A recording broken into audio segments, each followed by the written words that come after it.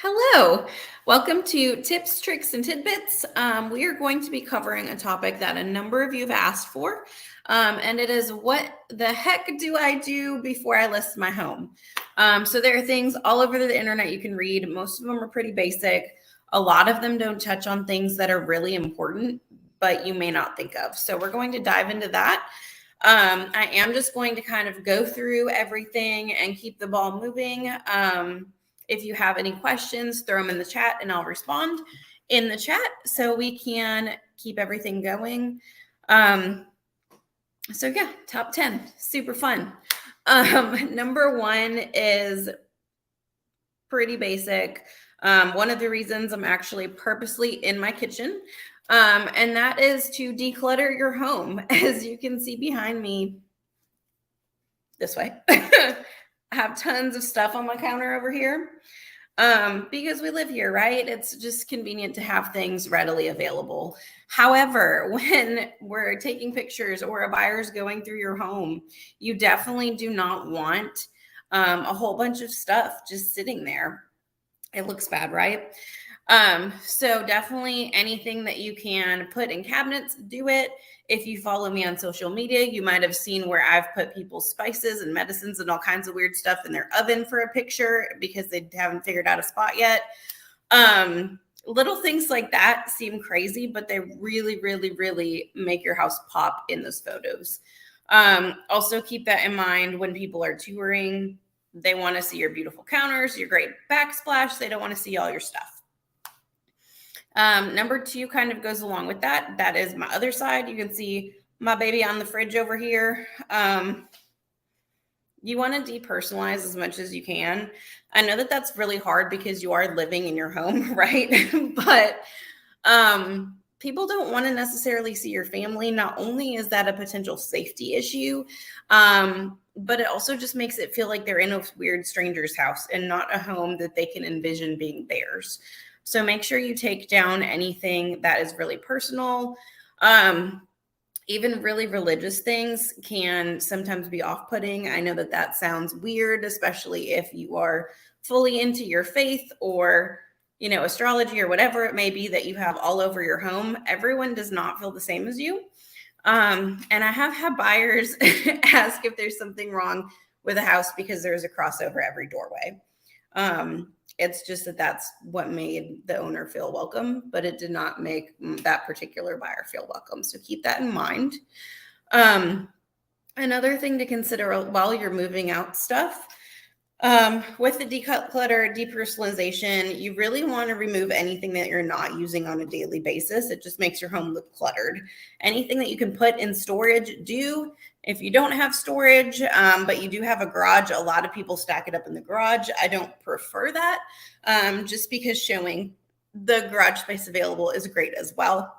But if you don't have the availability to do a storage unit or to get rid of things or move them soon, then that can be an option. But along with that, don't forget your valuables. While listing with an agent, at least, should ensure that there's a licensed agent right next to every buyer that walks through your home. Even the best of us do get, you know, large families that bring all their kids and they go in 15 different directions when we're only one person, right? So we would hate for, you know, grandma's brooch that's been passed down 5 generations to go missing. Little things like earrings. This one is not fancy at all, but just so you have an idea. Any jewelry, any heirlooms, anything that's really important to you, make sure you put that away. We want to keep it safe. While things are being monitored, you still have strangers in your house, so just keep that in mind. Along with that, the super fun prop for this one, and that is your guns. This one specifically is a BB gun, so still probably not safe because you don't want a kid to pick this up. But the number of times that I have run into guns, just places underneath a bed, in a bedside drawer. You'd think that people don't go through your stuff and they shouldn't, but better safe than sorry. Make sure they're locked up. Take them with you, whatever you need to do to ensure that it's safe. You want to keep your belongings, and you also want to make sure that you don't have any liability issue should someone get into something that they shouldn't be in. So those are the scary ones. Again, if you are working with a trusted agent, we take every precaution possible to ensure that no one's going through your stuff and taking them, but better safe than sorry. I'd rather warn you up front. As far as things people don't always consider, the biggest thing is just really small maintenance items, right? So again, we're in my kitchen for a reason. All of this crown molding, our house was actually redone just before we bought it. We're very lucky. So it all looks perfect. But a lot of times these seams, like right above here, I'm really bad at pointing like this, but a lot of times your seams can kind of split open. Even if it is a really well-made cabinet, little tiny nails, they pop out. So all you need to do, put that nail back in, maybe a little bit of wood putty, paint it, looks good as new. But that's something that I look for with buyers when going through a home is little cracks, little things that need to be redone. Most of the time that's not going to take down your value, but it is just one more thing that buyer has to do. Along with that, check your windows, your foundation, underneath your cabinets. Sometimes you have weird little openings. You want to caulk any openings that can allow moisture or bugs into the home. And then that's just one more thing you won't have to worry about when you reach inspection.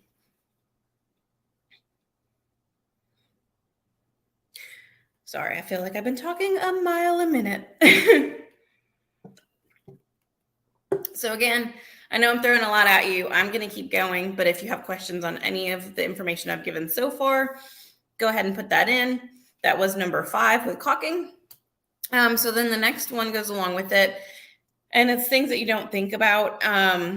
Just, basic things. I would hope that you have a screwdriver or a drill, right? If you don't, shame on whoever threw you a housewarming party. But you just want to go through and the same thing, check your hinges, your doorknobs, make sure that everything is tight, nothing's loose or wobbling. It makes it look like you're not maintaining your home, even if it's something very, very small. So those are really important, even though they're small. Just think about the feeling you feel when you walk into, say, a brand new construction and you got to kind of pick up the door to open it, or it squeaks when you open it, or it doesn't latch properly when you close it. Those are things that you're going to look at as a builder defect, even though they're very, very minimal. Now, the longer you live in a house, those things are going to happen naturally. So if you just go through, check them all, double check them, make sure that everything's working properly, your home is going to look way more maintained than other homes on the market where people haven't done that. Another one that is super obvious and everyone already knows is clean your house, right? Things people don't think about is little things like your countertops being completely clean. I know you might have 4 kids like we almost do. But, you have a quick breakfast, run out the door, make sure everything's spotless for showings. You got a couple crumbs on the countertop. That makes your home feel so much dirtier than it is. Other things that people miss a lot are your ceiling fans, your blinds. You want to make sure there's no dust there. Your baseboards usually get really gross if you are like most people. And again, you live in your house. Door frames, doors around the doorknobs, they all get really gross looking. So just clean it. Worst case, sometimes you might need to touch up some paint as well. We all love blue painter's tape. I personally prefer frog tape. Get one of them. That way your lines are going to be cleaner. And just make sure you're touching up spots where you may have some scuffs from moving furniture, some, clean that you can't quite clean off. And then just making sure that everything is sharp and updated. All of your whites still look white. If you have some really fun colors, that's great. It makes your house very difficult to sell. there was one that I didn't personally list, but I watched it for a while because the kitchen and the living room were all like I don't even know what color I would say. Not quite a bubble gum, and not quite a Pepto-Bismol, kind of like the same but brighter shade of pink throughout the entire kitchen and living room. That house sat on the market for 3 months. Finally, they updated pictures with a neutral color and it sold in a week. So this is how important these things are that you wouldn't think about. When picking your colors, if you're doing an off-white, make sure it doesn't have a yellow tint. I know it used to be the thing. Nowadays, people walk in and it just feels and looks like it's been smoked in, even if it hasn't.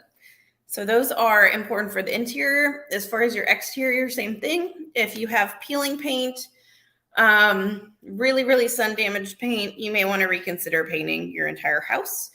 Oftentimes it just needs a good pressure washing, so that makes it really easy. Retaining walls, I wish you could see what I'm looking at. I don't want to turn it around because I know the lighting won't work right now. But we have a retaining wall that's painted white. It already looks a little gray, so things like that. Just make it look newer, more maintained, and really pops for the eye.